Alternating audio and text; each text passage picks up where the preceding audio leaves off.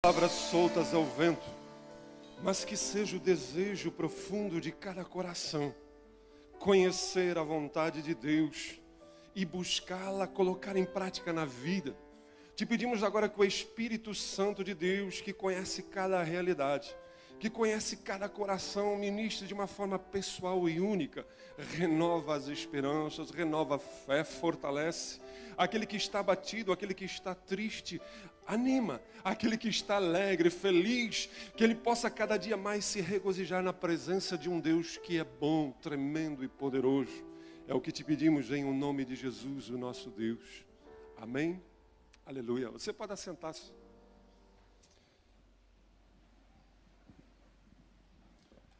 É uma alegria muito grande estar com vocês nessa noite, neste culto de celebração ao nosso Deus. Quero dizer que todos são bem-vindos em o nome de Jesus. E se você está aí com a sua criança de 0 a 10 anos, saiba que nós temos o Geração Futuro, um ministério com 130 voluntários que trazem uma mensagem de uma forma lúdica, de uma forma criativa, para que a sua criança não apenas seja tirada do ambiente do culto, mas que ela possa ter um momento onde ela vai aprender a crescer e conhecer a Deus. Porque eu vou falar aqui, ele não vai entender, e talvez até mesmo por ser criança vai ficar um tanto quanto inquieto e vai prejudicar você, e talvez outras pessoas de entender o que Deus quer falar aos nossos corações. Eu gostaria de compartilhar com vocês um texto que se encontra na Epístola de Tiago, capítulo 1. É um assunto extremamente importante, e a gente colocou como título, Como tomar decisões acertadas. Como fazer escolhas certas. Tiago nos mostra a realidade da nossa vida, como pessoas, como indivíduos que precisamos aprender a fazer escolhas e a decidir corretamente. Tiago, capítulo 1, a partir do verso 5, ele diz assim: se algum de vocês tem falta de sabedoria, peça a Deus, que a todos dá livremente de boa vontade e lhe será concedida.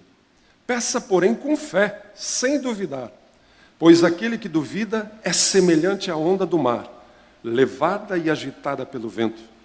Não pense tal homem que receberá coisa alguma do Senhor. É alguém que tem a mente dividida e é instável em tudo o que faz. O irmão de condição humilde deve orgulhar-se quando estiver em elevada posição. E o rico deve orgulhar-se se passar a viver em condição humilde, porque passará como a flor do campo. Pois o sol se levanta, traz o calor e seca a planta. Cai então é a sua flor e é destruída a beleza da sua aparência. Da mesma forma, o rico murchará em meio aos seus afazeres.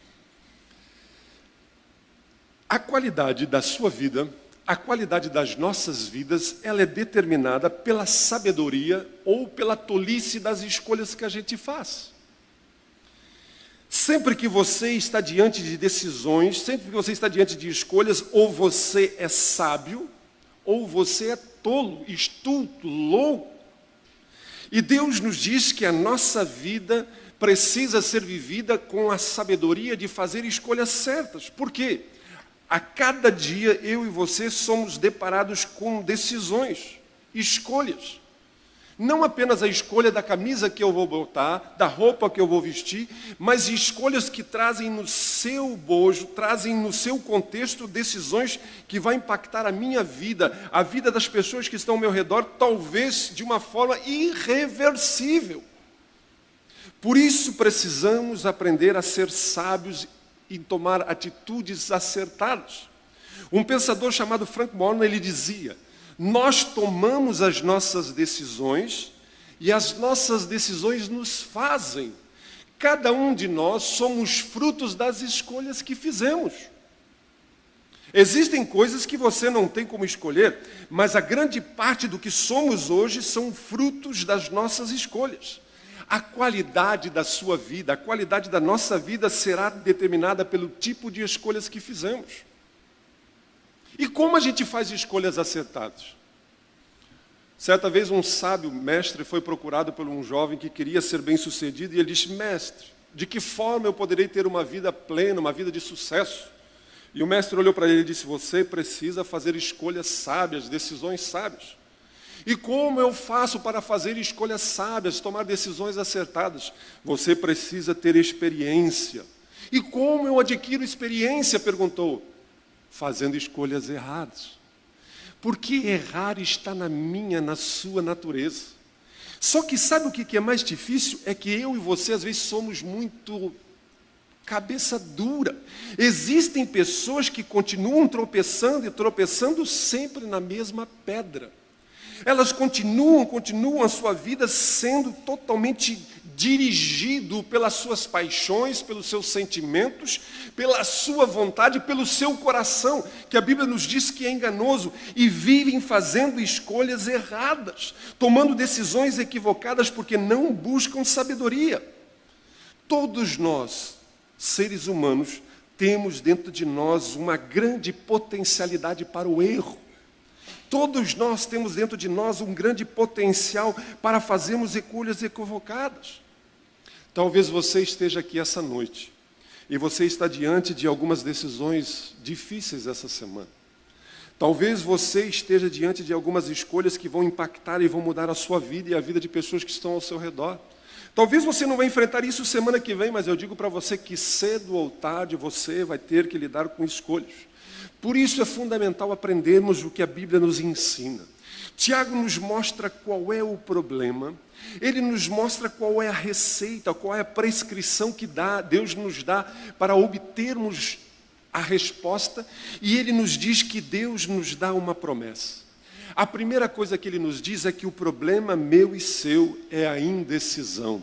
No verso 8 ele diz, um homem vacilante, de ânimo dividido, de ânimo dobre, ele está falando, é inconstante em todos os seus caminhos, ele é instável, ele oscila em todos os seus caminhos, em todas as áreas da sua vida. A indecisão, por isso que essa palavra, ânimo dobre, no grego, significava como se você tivesse dentro de você duas almas, como existisse duas pessoas dentro de você, e uma quer ir para a direita e outro quer ir para a esquerda. Um gosta de noite, o outro gosta de dia. E você simplesmente tem a sua vida, as suas prioridades divididas, as suas lealdades divididas, direções opostas dentro de você mesmo. E você chega no sentido que você quer fazer duas coisas ao mesmo tempo. Você gosta de duas coisas ao mesmo tempo, você quer abraçar coisas opostas ao mesmo tempo. Essa mesma palavra, ela também se referia a uma pessoa confusa, e ela era usada para indicar uma pessoa alcoolizada, bêbada, que quando caminha, ela anda trôpega, ela não sabe para onde vai, ela não sabe o que quer, uma pessoa desorientada. A indecisão faz com que a gente fique andando para cá, andando para lá, e não consegue ter estabilidade, não consegue ter uma vida estável. E a indecisão traz problema em no mínimo 3 áreas da nossa vida. Nas nossas emoções. Quando você sofre a indecisão, sempre que você não sabe que rumo dar à sua vida, sempre que você fica procrastinando, adiando, sempre que você fica empurrando com a barriga e não decide, você faz com que as suas emoções fiquem instáveis. Você fica com uma tensão, você se preocupa, você fica confuso. Alguns não conseguem dormir, alguns não conseguem comer, pelo contrário, alguns comem demais. Outros dormem demais. A realidade é que muitas pessoas ficam pensando, será que eu fiz a escolha certa? Será que eu fiz a opção correta? E se eu tivesse escolhido outra coisa? E se eu tivesse casado com outra pessoa? E se eu tivesse estudado outro curso? E se eu tivesse procurado outra profissão? E se eu estivesse em outra igreja? E será que isso é verdade? E a indecisão leva-lhe a um estado emocional instável. É como José, que devido às suas crises foi ao psiquiatra. E o psiquiatra olha para ele e diz, você é uma pessoa muito indecisa. E ele olha para o psiquiatra e diz, sim, não. Como assim, sim e não? Ele disse, é que eu costumava ser muito indeciso, mas hoje eu já não tenho mais certeza.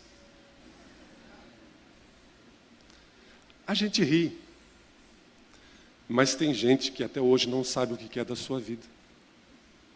Tem gente que até hoje não vestiu, não assumiu o seu papel. Não sabe o que é da sua vida.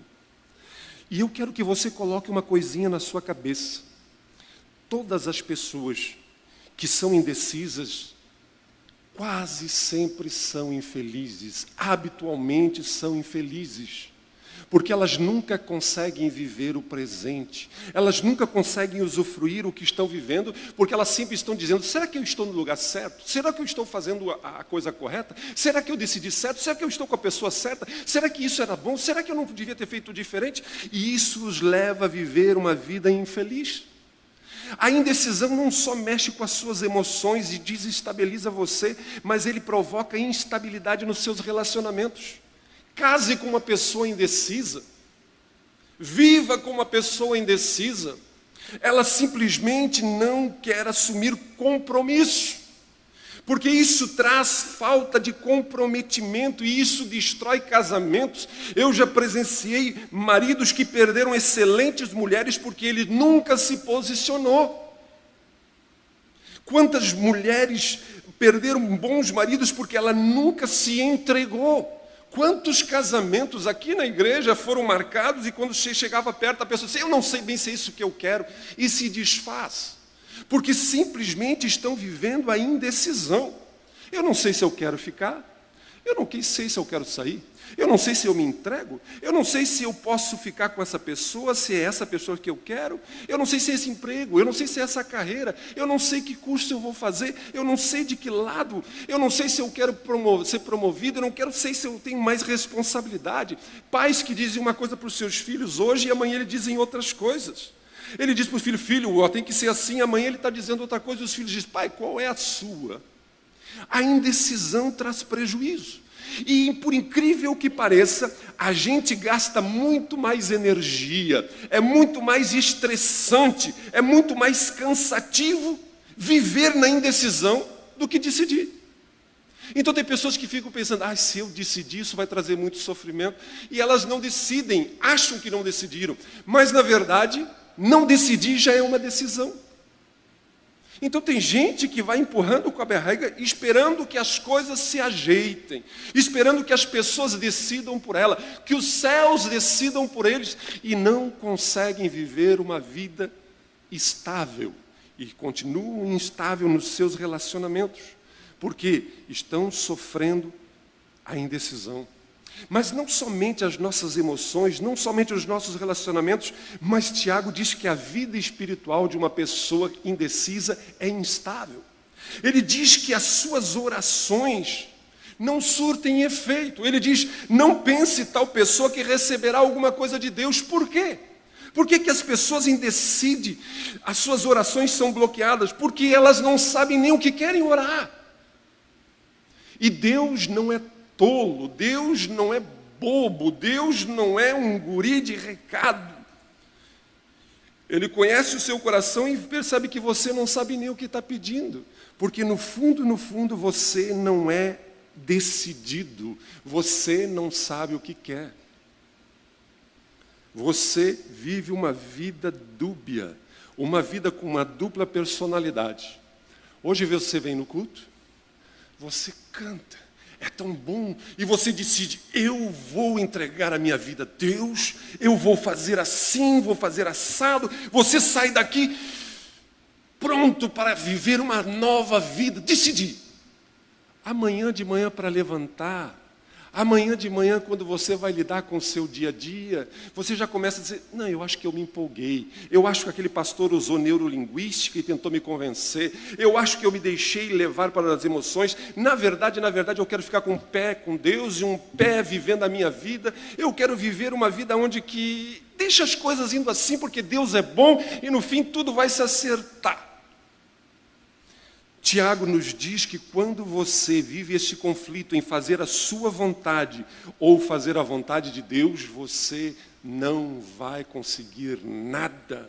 Ele diz que você vai viver uma vida dupla, você vai viver uma vida que não vai te levar a lugar nenhum, porque a indecisão está levando você a viver aquém do projeto de Deus.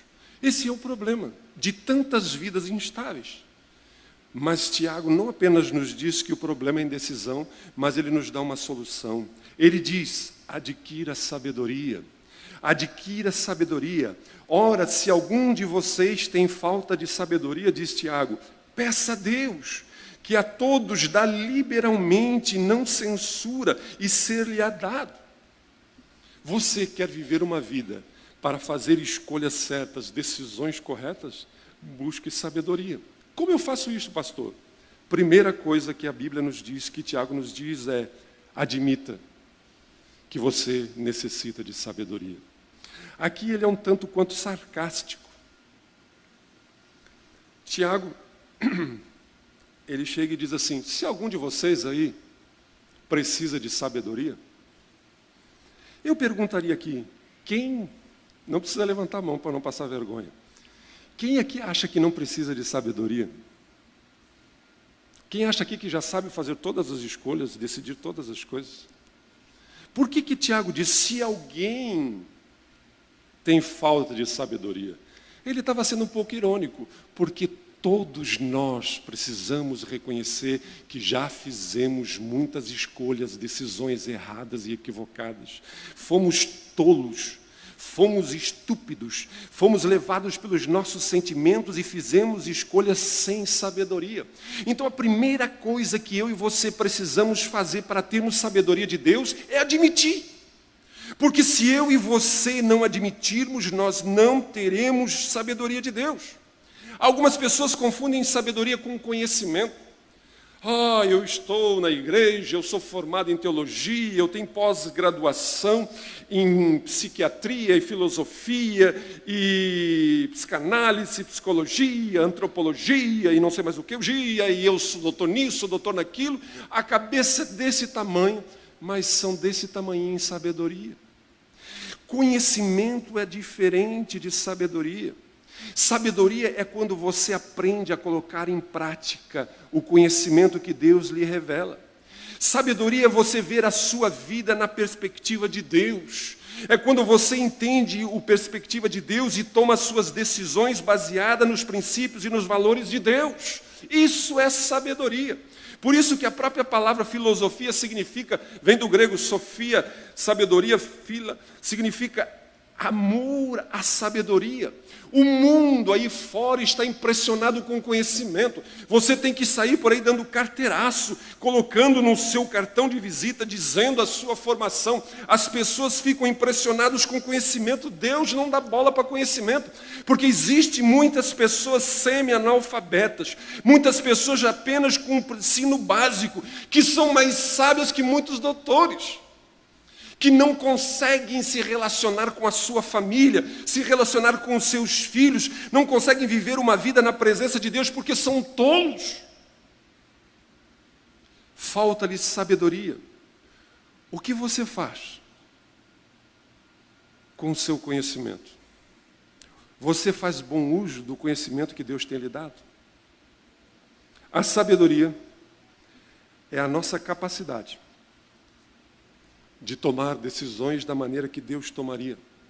Por isso que o sábio Salomão escreve no Provérbios, capítulo 11, o verso 2, quando vem a soberba, então vem a desonra, mas com a humildade vem a sabedoria. O que ele está dizendo? Ele está dizendo que eu e você nunca vamos aprender nada se nós não reconhecermos que precisamos aprender. Enquanto você acha que sabe tudo, você nunca vai aprender nada. Enquanto eu e você não admitirmos que precisamos de sabedoria, admitir a falta, a carência de sabedoria é o princípio básico para ter sabedoria. Gente, eu não sei vocês, mas se existe uma coisa, eu peço a Deus sabedoria e peço a Deus paciência, porque tem uma coisa que me irrita muito, é você perceber pessoas que se acham o rei da cocada. Pessoas que sabem tudo, eles têm regra para tudo, eles têm orientação para tudo. Às vezes eles não conseguem nem compartilhar a sua alegria, porque naquele momento eles começam a contar as suas alegrias. Até As tristezas deles são melhores que as nossas. Ele sabe tudo, gente. Que você tem que dizer assim, não posso nem falar, porque ele toma... até as mazelas da vida dele é melhor. Gente, isso é presunção. Isso é arrogância. E quantas pessoas estão hoje vivendo uma vida instável? Quantos maridos cabeça dura, dedo destroncado, estão fazendo que a sua mulher do seu lado coma o pão que o marido cabeçudo tem amassado? Porque ele acha que sabe o que é ser um bom marido.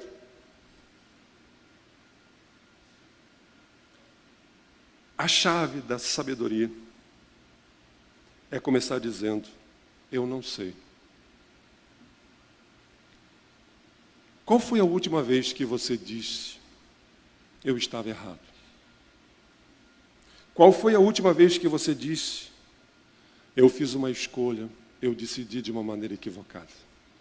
Qual foi a vez que você chegou à sua esposa e disse, me perdoe, meu bem, eu estou errado? Qual foi a última vez que você disse aos seus filhos, eu errei? A chave para se adquirir sabedoria é começar dizendo, Deus, eu reconheço que eu não sei tudo. Deus, eu reconheço que se eu for entregue às minhas próprias vontades, eu vou fazer escolhas equivocadas. Admitir que nós não temos todas as respostas, que nós não temos todas as soluções, admitir que precisamos e temos necessitados. Tiago diz, admita. Depois de admitir, ele diz, peça a Deus. Ele diz, ore a Deus, busque a Deus, fale com Deus. Se alguém tem falta de sabedoria, diz ele, deve pedir a Deus. Como você tem adquirido sabedoria? Quem tem dirigido a sua vida? Como você tem administrado a sua vida, os seus relacionamentos? Aonde? Qual é a fonte? Ana Maria Braga? Fernanda Lima, num programa sobre sexo? Como deve ser o casal moderno hoje na revista Cláudia? A Rede Globo, com as suas novelas que eu estou alimentando a minha consciência, o meu jeito, e achando que tudo aquilo que passa é sábio. Como eu estou gastando o meu dinheiro segundo as marcas que fazem de tudo, que estudam desde o lugar da prateleira do supermercado, desde a coisa que tudo é pensado para que você gaste por impulso, para que você não tenha sabedoria no decidir e você passe um cartão de crédito, as suas contas sejam estouradas, tudo leva você a ser manipulado. Aonde você está buscando sabedoria?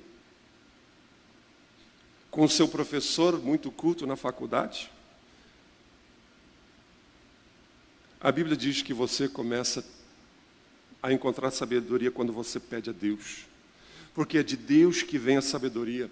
Provérbios 2,6 diz, é o Senhor que dá sabedoria, dele vem o conhecimento e o entendimento. Se Deus chegasse a você hoje, se Deus aparecesse para você agora e dissesse, o que você quer, meu filho? Pede o que você quiser que eu vou te dar hoje. O que você pediria? Se Deus dissesse assim, olha, vou te satisfazer um desejo, qual é o desejo que você quer? Você pediria sabedoria? A Bíblia diz que Deus veio a Salomão e fez essa proposta para ele. E ele olhou para Deus e Deus disse, Deus, eu quero sabedoria. E a Bíblia diz que Deus ficou tão contente com esse pedido de Salomão, Deus ficou tão alegre por ele ter sido sábio até na hora de pedir, que Deus disse assim, eu vou te dar não apenas sabedoria, mas eu vou te dar outras coisas, eu vou te dar riqueza, eu vou te dar fama, eu vou te dar uma vida longa. O que eu e você estamos buscando? Sabe que o mais triste é que às vezes nós estamos buscando soluções para as nossas escolhas erradas. Nós estamos buscando bênção de Deus por escolhas que Deus nunca nos aprovou, nunca diria vai e faz. Mas a gente faz, quebra a cara, e depois nós estamos orando para que Deus use de misericórdia e reverta. Mas sabedoria para viver a vida, sabedoria para fazer as escolhas, sabedoria para decidir, a gente não quer pedir, porque a gente é dono do nosso nariz, eu tenho a minha força, eu sei das coisas. E vivemos quebrando a cara. Por isso que Tiago nos diz, Se você não fizer, Provérbios nos diz, se você não fizer mais nada, pelo menos obtenha sabedoria.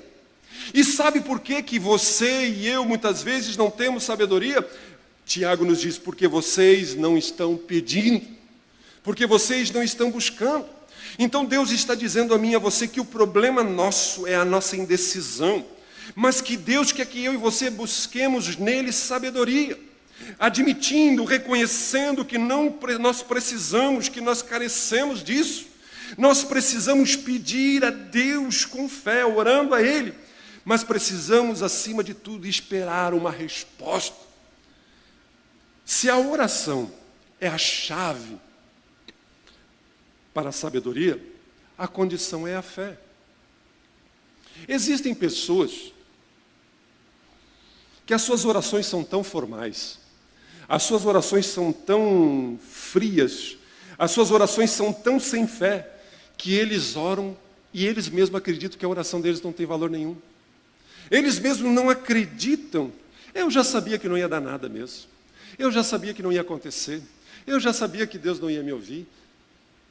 Nem ore. Se você não tiver fé, você está perdendo tempo. Nem perca o seu tempo orando se você não acredita no que você está buscando. Se você não tem fé, nem pare. É perda de tempo, é tolice. E não gaste o meu tempo também. Porque tem gente que chega para nós para pedirmos oração e quer que a gente ora, e a gente começa a orar, e eu levanto de madrugada, eu oro de noite, às vezes, e daí eu chego na outra semana e daí, meu irmão, como é que está? O que, pastor?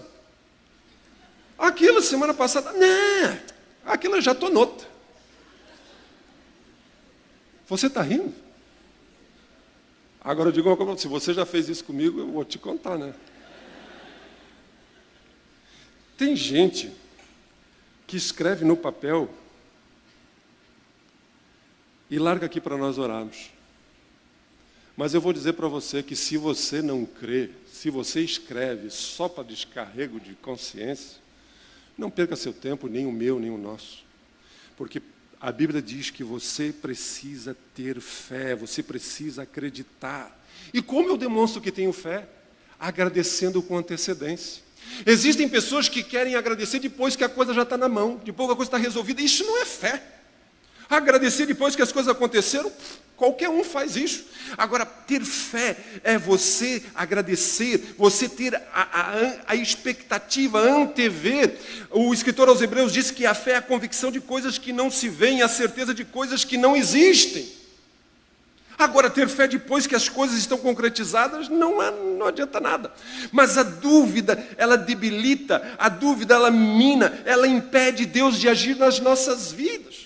Por isso você precisa crer, antecipar a resposta de Deus ao seu pedido de sabedoria. Vocês conhecem a história de quando Pedro estava no barco e os discípulos estavam enfrentando uma tempestade e Jesus vinha caminhando por sobre as águas, eles olharam e acharam que era um fantasma. E Jesus gritou e disse, calma, tenha um bom ânimo, sou Jesus. E Pedro, dentro daquele momento, diz, se é tu, Senhor, ordena que eu vá ter com você caminhando sobre as águas. Jesus disse, então vem, Pedro. E ele levantou-se do barco, colocou um pé para fora. Os outros talvez dissessem, Pedro, tu está louco, tu está gordinho, tu está pesado.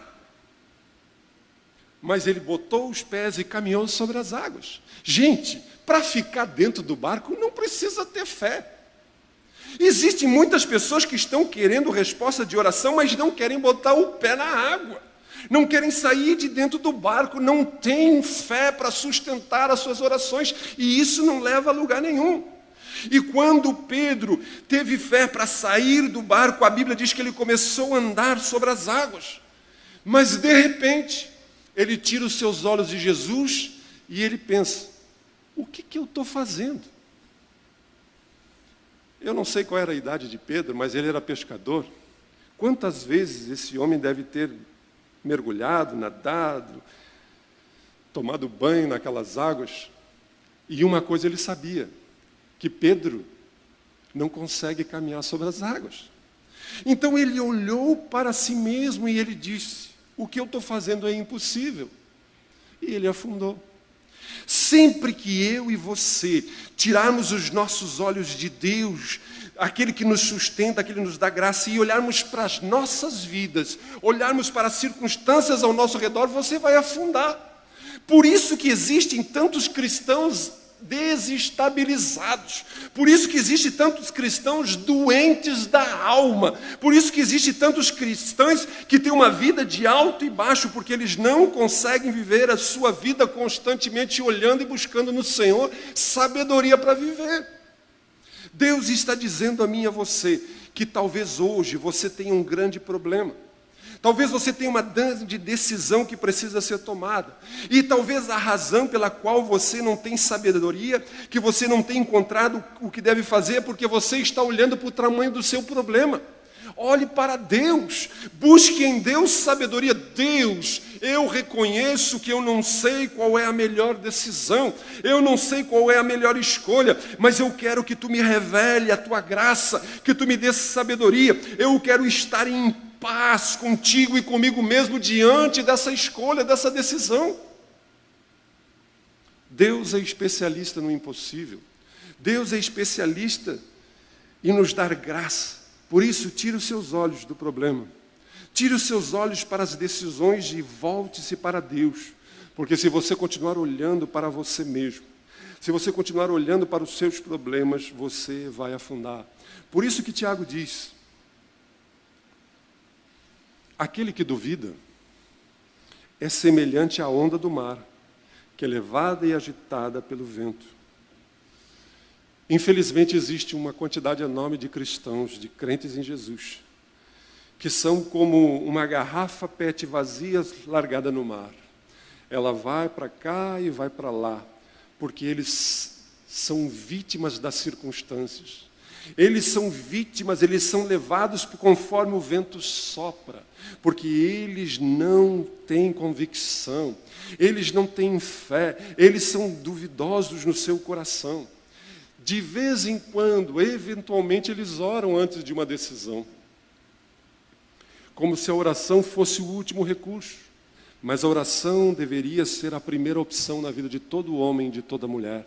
Diante de todas as nossas escolhas, diante de todas as nossas decisões, nós deveríamos priorizar a oração. Por isso que o escritor aos Hebreus diz: sem fé é impossível agradar a Deus. E ele diz: qualquer um que se aproxime dele deve crer, deve acreditar. Você orar, você buscar a Deus, você precisa fazer isso acreditando, confiando de que Ele existe, que Ele recompensa, que Ele é galardoador de todos aqueles que o buscam. Se você quer receber algo de Deus, você tem que acreditar nisso com antecedência, antes das coisas acontecerem. Por isso que Jesus disse a Tomé: Tomé, bem-aventurado, você está dizendo que crê agora porque eu apareci para você, mandei você colocar a mão no buraco dos meus cravos, tocar ao meu lado, mas bem-aventurado, feliz são aqueles que não viram e creram. Se você agradece a Deus depois, isso não é fé. Você precisa agradecer a Deus com antecedência. Por isso Tiago diz: peça sabedoria, adquira sabedoria, reconhecendo a sua necessidade, e ore a Deus, e já agradeça a Deus. Deus, eu sei que Tu vais ouvir a minha oração, e vai trazer luz às minhas escolhas, às minhas decisões. Eu não vou decidir baseado em conhecimentos equivocados, em princípios equivocados, e fundamentalmente na minha vontade, no meu coração, porque o meu coração me engana, o meu coração me confunde muitas vezes, mas eu quero e sei que Tu vais me dar sabedoria. Por isso que ele afirma que a promessa de Deus é: se alguém tem falta de sabedoria, peça a Deus, que Ele dá a todos liberalmente, sem censura, e isso se lhe será dado. Ele diz que Deus nos dá sabedoria continuamente. O tempo do verbo aqui no grego está dizendo que é algo que acontece sempre. Deus nunca cessa. Deus não é como uma bateria de celular que se descarrega e Deus vai dizer: tu pediu muita sabedoria, agora eu vou ter que dar um tempo, espera um pouco, vou deixar você quebrar um pouco a cara. Não, Ele está constantemente nos dando sabedoria, e não só continuamente, mas generosamente. Os recursos de Deus são ilimitados, são suficientes para todos nós. Deus tem abundância, e não só tem abundância, mas como Ele tem prazer, Ele tem alegria em nos dar sabedoria. Eu não sei se alguma vez você já recebeu algum presente de alguém que lhe deu um presente apenas por obrigação. Alguém lhe deu alguma coisa simplesmente a contragosto, sem nenhuma alegria. Deus não é dessa forma. Deus tem prazer. Deus gosta de nos dar sabedoria. É a sua natureza dar. Você não precisa ficar constrangido. Você não precisa se sentir qualquer tipo de hesitação. Deus está querendo lhe dar sabedoria. Ele se agrada quando você pede sabedoria, quando você busca Ele. Em que área da sua vida você está precisando de sabedoria? Qual é a grande decisão da sua vida? É uma decisão profissional? É em relação ao seu casamento? Em relação aos seus filhos? Aos seus pais? É em relação a se tornar membro de uma igreja, a descer as águas do batismo, a assumir um compromisso com Deus? É que você está diante de fazer um grande investimento na sua vida?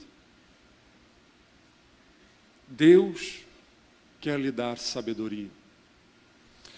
E Tiago nos mostra de uma forma clara, e ele faz uma aplicação prática desse princípio no versos 9 ao 11, e ele fala justamente de dinheiro. Por que será que Tiago fala de dinheiro? Quando ele vai colocar em prática esse princípio que ele acabou de falar de sabedoria, ele fala de dinheiro. E nós poderíamos dizer que hoje existem mais pessoas que tomaram decisões equivocadas, mais pessoas que tomaram decisões insensatas, de escolheram errado sobre as suas finanças de qualquer outra coisa. Existem pessoas que hoje estão vacilantes e instáveis no que tange a vida financeira. O que tem, eu quero dizer para vocês, mais do que a traição, mais do que a infidelidade, uma das maiores razões de divórcios, de briga entre casais, é a falta de administração das finanças, da vida profissional, de manter a dignidade do lar, da família. Hoje existem muitos cristãos que estão escravizados pela sua vida financeira, vivem embaixo do mau tempo, vivem embaixo do laço, estão sempre ansiosos, estão sempre preocupados, estão sempre ansiosos, porque não conseguem fazer escolhas acertadas. E o ponto central desse texto que Tiago está dizendo é que não se trata apenas de dinheiro, mas ele está dizendo que, indiferente de você ser pobre ou você ser rico, você ter ou você não ter, é preciso perceber que a riqueza, que os bens, tudo isso são temporário e não vai durar para sempre. Ele diz que essas coisas são passageiras. Ele está dizendo que nós precisamos aprender a decidir de uma maneira sábia, de uma maneira correta. Porque se nós colocarmos em prática os princípios de Deus para a nossa vida financeira, se nós colocarmos em prática os princípios de Deus para a nossa vida conjugal, se nós colocarmos em prática os princípios de Deus para a nossa vida nos relacionamentos, nós vamos prosperar. Por isso, para encerrar tudo o que Tiago nos diz, ele nos mostra duas coisas fundamentais. A primeira, Deus não quer decidir por você. Deus não quer tomar decisão por você. O texto não diz, ore a Deus e peça que Deus lhe diga se é para casar com a Joana ou casar com a Maria. Ore a Deus e peça para Deus, Deus, eu faço engenharia ou faço direito? Deus, eu fico nessa igreja ou vou para outra igreja? Deus, eu boto uma camisa amarela ou uma camisa vermelha? As pessoas hoje em dia querem a vontade de Deus como se fosse um dadinho, como se fosse uma moeda, como se fosse algo que Deus decidisse. Deus não está dizendo que vai decidir por nós nunca, porque caso contrário, se Deus decidisse por você, você nunca cresceria, você continuaria uma criança mimada. O que tem de homem hoje em dia, que cresceram em lares onde o papai e a mamãe decidiam tudo por ele, depois ele casa e vai para o lar constituir, e a sua mulher passa trabalho, porque ele, me perdoe a palavra, é um banana, porque não sabe decidir nada, porque os seus pais não fizeram com que ele amadurecesse, que ele crescesse, que ele assumisse as suas responsabilidades. Deus não faz isso conosco. Deus, quando criou o homem, diz a Bíblia que Ele nos fez a sua imagem, a sua semelhança, e parte dessa imagem é a liberdade de fazermos escolhas. O que os teólogos chamam de livre-arbítrio. Mas ao momento em que Deus nos deu a liberdade de escolha, Ele estava nos dando responsabilidades. Você ter liberdade implica em você ter responsabilidade. Por isso Deus quer que você tome as suas decisões, você faça as suas escolhas, mas com base na sabedoria de Deus. Ele não vai escolher por você. Gente, existem muitos cristãos que até são sinceros, mas estão equivocados. Sinceridade. O inferno está cheio de gente sincera. Muitos cristãos sinceros estão dizendo: eu não sei o que fazer, eu não sei o que decidir, então eu vou deixar isso para Deus decidir. Deus, resolve. Isso parece muito espiritual, né? Eu já ouvi pessoas que um homem entrou na sua vida, uma mulher entrou na sua vida, e ele não é da fé, ele não crê em Jesus Cristo, ele não quer nada com Deus, mas essa pessoa está dizendo: ai, pastor, eu não sei, eu acho que foi Deus que botou ele na minha vida. E eu já orei que se não for de Deus, que Deus tire ele da minha vida. Eu já orei a Deus, eu tenho vício em pornografia, então eu já disse que Deus torce a minha cabeça para mim não ver algumas coisas. Quando eu estou na frente do meu computador, quando eu estou na coisa, eu já disse que Deus desligue, que dê uma pane, que estrague. O que tem de gente querendo que Deus decida por ele? O que tem de pessoas que se dizem que se for da vontade de Deus vai acontecer? Gente, nós estamos em um mundo aonde a vontade de Deus não acontece sempre. O próprio Cristo nos diz que nós precisamos orar e dizer: Deus, faça-se a tua vontade assim na terra como no céu, porque no céu sempre a vontade de Deus é feita, aqui na terra não. Muitas vezes nós estamos morrendo de medo de decidirmos, nós estamos morrendo na nossa indecisão, não sabemos como agir e nós precisamos simplesmente deixar as coisas ao léu e chamar isso de vontade de Deus. Eu já vi gente dizer que era vontade de Deus que ele se divorciasse da primeira mulher que casou, porque agora ele encontrou uma mulher de Deus. E eu tenho que ouvir uma coisa dessa, da vontade de dar uns tapas num cara desse. Como se Deus fizesse alguém se divorciar para poder casar com uma mulher de Deus. Gente, isso é infantilidade, isso é falta de maturidade, isso é querer jogar para Deus uma responsabilidade que não é de Deus. Você é responsável pelas suas escolhas, pelas suas decisões, nem o papai, nem a mamãe. E mesmo que você decida não decidir, você já fez uma opção. A decisão, a escolha que eu e você precisamos fazer é buscar a vontade de Deus, a sabedoria de Deus, para fazermos as escolhas sábias. Esse é o ponto, é isso que Deus está querendo. Deixar simplesmente as coisas acontecer passivamente, para que, se for da vontade de Deus, vai dar certo, não é maturidade, não é o que Deus quer que você faça, que eu faça. Ele quer que eu e você oremos por sabedoria. Mas não uma oração que a gente faz uma vez. Não é uma oração que a gente faz no começo do ano. Mas a cada dia, a cada momento, Deus me dê sabedoria para saber a coisa certa a fazer. Deus me dê graça para saber o que eu devo agir, qual a decisão. Ele quer que você faça a decisão, porque Ele quer que você cresça. Que você cresça. E a segunda coisa que a gente aprende com Tiago, primeiro, é que Deus não vai decidir por nós, é que a sabedoria é encontrada na palavra de Deus. O Salmo 119, o verso 105, o salmista diz: a tua palavra é lâmpada para os meus pés e luz para o meu caminho. O que a Bíblia está querendo dizer? Antigamente, os peregrinos, quando andavam no deserto, não tinham iluminação, eles carregavam uma pequena lamparina a óleo, que era colocada nos seus pés para iluminar conforme eles iam dando cada passo.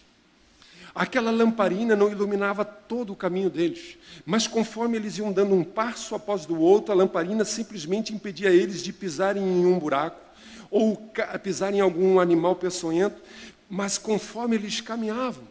A mesma coisa é a Bíblia. A gente tem uma vontade muito grande de resolver o nosso futuro todo. A gente quer que Deus nos revele todos os próximos 20 anos, para que a nossa vida toda tenha um rumo certo. Nós queremos que Deus venha e estabeleça todas as coisas, todas as decisões que vamos fazer. Mas Deus está querendo que eu e você aprendamos a viver cada dia na sua presença, buscando na sua palavra, buscando nos seus princípios a orientação. Como devo tratar a minha esposa, como devo tratar os meus filhos, como devo tratar o meu patrão, o meu empregado, a minha empresa, como eu devo tratar o meu dinheiro, como eu devo me relacionar com o sexo oposto, como deve ser a minha boca, como devem ser os meus olhos. Deus tem luz para toda a nossa vida. Mas nós precisamos nos voltar para a palavra de Deus e buscar na palavra de Deus sabedoria. A qualidade da sua vida é determinada pelas decisões e pelas escolhas que você toma. E você precisa de sabedoria, porque todas as decisões que você tomar vão trazer implicações para a sua vida. E você precisa fazer escolhas sábias. Muitas pessoas hoje estão vivendo uma vida frustrada. Na sua vida profissional, no seu casamento, até mesmo com a sua saúde, com os seus filhos. E por trás disso existe uma indecisão. Mas por que muito crente é indeciso? Se tem de Deus uma promessa que Deus diz, peça sabedoria, que eu vou te dar. Porque por trás dessa indecisão está uma incapacidade minha, sua, de confiar em Deus e colocar tudo em suas mãos. No fundo, nós retemos, nós seguramos, nós não entregamos, porque nós não reconhecemos que Deus tem o rumo certo. Nós não conseguimos nos desprender. Os nossos filhos, os nossos sonhos, o nosso dinheiro, os nossos bens, a nossa saúde, nós estamos vacilantes em confiar que Deus tem o melhor para nós. Então eu tento resolver da minha maneira, eu tento fazer as minhas escolhas e acabo vivendo uma vida instável, vacilante. Por isso, eu digo a você nessa noite, onde você está titubeando? Onde você está vacilante? Você está tentando viver a sua vida de maneiras diferentes? Você vem a um culto de domingo e você tem uma coisa, mas quando você sai daqui na segunda-feira, a sua vida já é diferente? Isso tem trazido instabilidade. Eu quero dizer para você que a maior decisão que todos nós precisamos fazer, a maior decisão que você vai fazer na sua vida é esta. Quem vai ser o número 1 na sua vida? Quem vai ser o número 1 em sua vida? Você? O seu trabalho? A sua família? Os meus filhos? Enquanto eu e você colocarmos qualquer outra coisa como número 1 na nossa vida, a nossa vida vai ser instável. A única forma de termos uma vida estabilizada, uma vida plena, uma vida abundante, é quando Cristo Jesus for o número 1 na nossa vida. Quando Deus for o número 1 na nossa vida. E como eu coloco Deus, Jesus Cristo como Senhor, é quando eu me submeto à vontade dEle e digo, Deus, eu preciso de sabedoria para saber como lidar com tudo na minha vida. Você quer fazer escolhas certas? Está diante de você. Tiago, a Bíblia nos diz, se alguém está precisando de sabedoria, peça a Deus. E eu diria, Ele está aqui. E Ele tem falado ao seu coração, aos nossos corações. Basta acreditar e confiar. Vamos orar?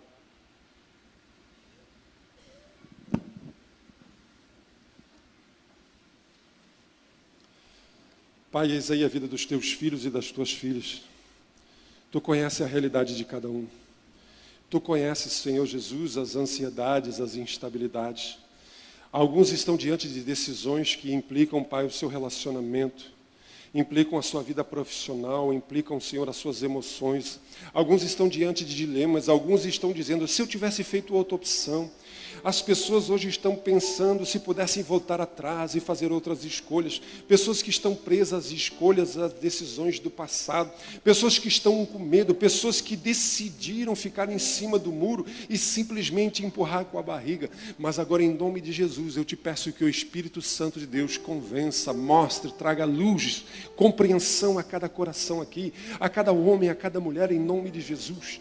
E se porventura existe alguém aqui essa noite que ainda não te colocou como número 1, como Senhor, como Salvador, como Deus pessoal na sua vida, te revela agora em nome do Senhor. Com a sua mente curvada ainda, eu gostaria de perguntar a você que gostaria de fazer a decisão mais correta, fazer a escolha melhor, mais sábia que um homem ou uma mulher pode fazer, colocar Jesus como Senhor e Salvador da sua vida e dizer: Senhor, eu reconheço que preciso de Deus, reconheço que preciso de um Salvador, reconheço que a minha vida tem vivido aquém, o meu maior pecado é a minha indecisão diante de Ti. Eu até já sei o que Tu queres, mas hoje eu quero entregar a minha vida totalmente nas Tuas mãos. Eu quero orar com você. Existe alguém que quer entregar a sua vida a Jesus? Levante a sua mão bem alto que eu quero orar por você. Isso, Deus abençoe. Tem muitas pessoas. Levante mais uma vez assim. Isso, Deus abençoe a vida de vocês. Pode baixar a mão. Eu convidaria toda a igreja a ficar de pé agora. Você que levantou a sua mão a Jesus, coloque a sua mão sobre o seu coração. Talvez você seja membro dessa igreja, talvez você seja crente, mas você está vivendo uma vida instável na sua vida financeira, na sua carreira, no seu casamento, nos seus relacionamentos. Talvez você esteja dizendo agora: eu já fiz a escolha errada e agora o que vai ser da minha vida? Tenha fé, creia que Deus é o Deus dos impossíveis. E se você fizer a escolha certa agora, de entregar a Deus toda a sua vida, Ele é o Deus que reverte, Ele é o Deus que do mal tira o bem, Ele é o Deus que usa de misericórdia. Misericórdia é não nos tratar como merecemos. Feche seus olhos, coloque a sua mão sobre o seu coração e nós vamos orar agora. Pai, muitas pessoas levantaram as suas mãos agora, convidando a Cristo para entrar no seu coração, para ser o Senhor, o número 1 da sua vida. Eu te peço agora que essa decisão seja uma decisão coerente, que não seja apenas uma emoção, que não seja apenas algo feito por fazer, mas que seja acompanhado de fé. Fé, agradecendo pelaquilo que Deus vai fazer, pelo perdão de Deus, pela cura de Deus, para receber agora o Espírito Santo que sopra, que age, que faz com que o milagre do novo nascimento acontece. Faz agora o milagre que os olhos humanos não podem ver, mas que Deus age e intervém. Coloca a vida do teu filho que já te conhece, mas está vivendo aquém, está emaranhado, está preso a tantas escolhas equivocadas, a tantas decisões erradas. Muitos que estão simplesmente empurrando com a barriga e não se posicionam. Traz luz, traz sabedoria. É o que nós te pedimos em nome de Jesus, o nosso Deus, em nome do Senhor. Os teus sonhos são maiores do que os meus. Os teus caminhos bem mais altos do que os meus. Toma minha vida, tudo é teu. Toma minha vida, tudo é teu. Os teus sonhos são maiores. Aleluia. Os teus caminhos bem mais alto do que os meus. Toma minha vida, tudo é teu. Toma minha vida, tudo é teu. Você pode assentar-se. Quando a Bíblia diz que os caminhos de Deus são mais altos que os meus, significam que Deus sabe das coisas e eu e você não sabemos das coisas. Então busque de Deus sabedoria. Você que convidou Jesus para entrar na sua vida, ao sair procure umas pessoas simpáticas, bonitas que estão lá atrás, que estão com um colete cor de laranja, e elas têm uma literatura e um CD gratuitos para você, para que você leia, saiba e aprenda mais a respeito de Jesus. Eu gostaria de chamar aqui o papai Celso Almeida e a mamãe Priscila e a pequena Nina Deus tem abençoado o lar dos nossos queridos.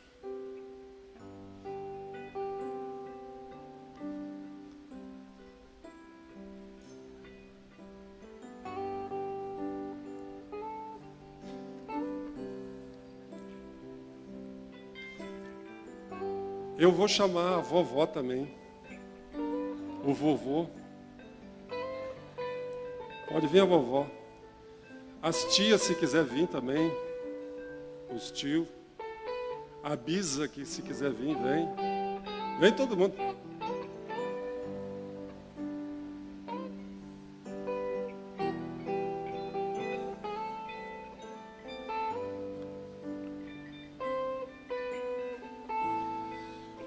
O Salmo 128 nos diz assim: como é feliz quem teme ao Senhor, quem anda em seus caminhos. Você comerá do fruto do seu trabalho e será feliz e próspero. Sua mulher será como uma videira frutífera em sua casa. Seus filhos serão como brotos de oliveira ao redor da sua mesa. Assim será abençoado o homem que teme ao Senhor. Que o Senhor o abençoe desde Sião, para que você veja a prosperidade de Jerusalém todos os dias da sua vida e veja o filho dos seus filhos. Haja paz em Israel.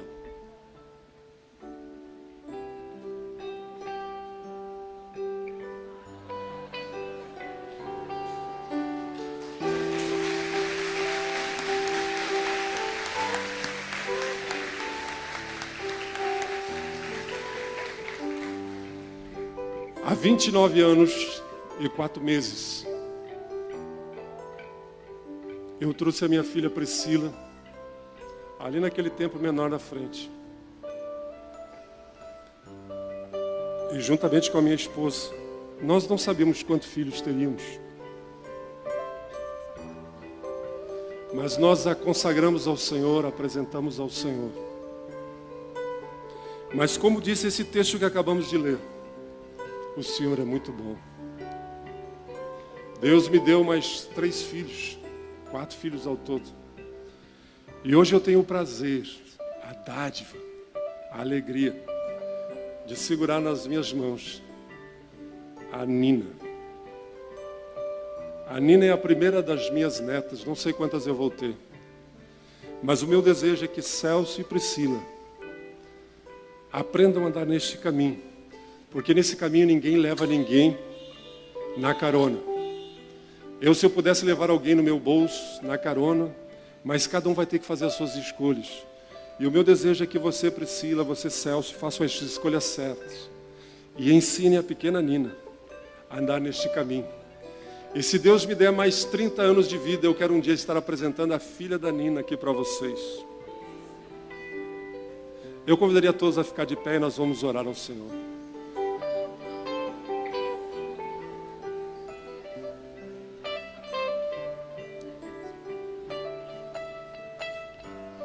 Jesus,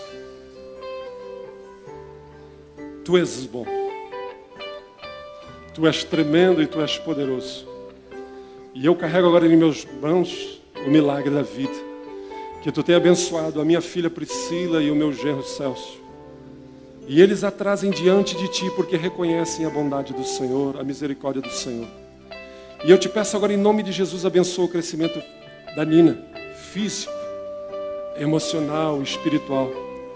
Que ela seja a alegria dos seus pais, a minha alegria e da minha esposa, mas acima de tudo a alegria do Senhor.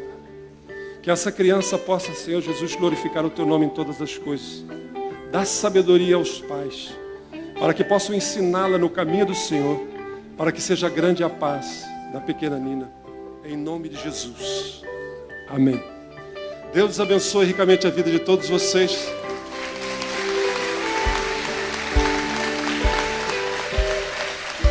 Uma semana abençoada a todos. Que a graça e a paz do Senhor estejam com todos e nos guie durante toda essa semana em nome de Jesus. Amém. Deus abençoe. Obrigado.